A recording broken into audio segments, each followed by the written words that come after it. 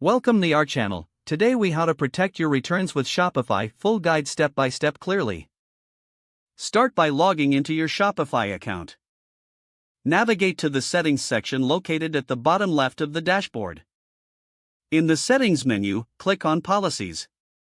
Here, you'll find various policy templates including refund and return policies. Select create from template for the return policy. Customize the template according to your business needs. Include essential details like the return window and conditions for returns. After editing, make sure to save the changes. Next, go to the products section in your Shopify dashboard. Select the product for which you want to manage returns.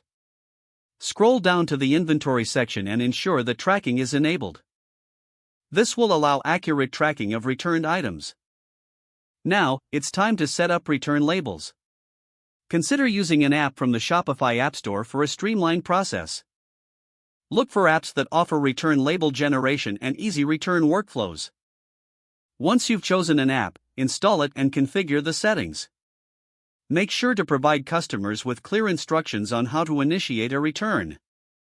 Communicate any restocking fees or conditions clearly in your policy. Consider creating an FAQ section dedicated to returns on your website. This will help customers find answers quickly and reduce inquiries. Ensure that your customer service team is well informed about your return policies. Offer multiple return options, such as in-store, for ease of access. Implement a system to track return requests efficiently. Review returned items to ensure compliance with your return policy.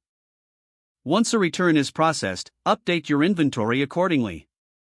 Finally, monitor your return metrics regularly.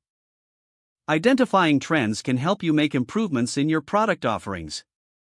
Optimizing your return process can enhance customer satisfaction and loyalty. If the page does not load, refresh the browser or try again in a private or incognito window. Don't forget to like this video and subscribe to our channel for more step-by-step tech guides.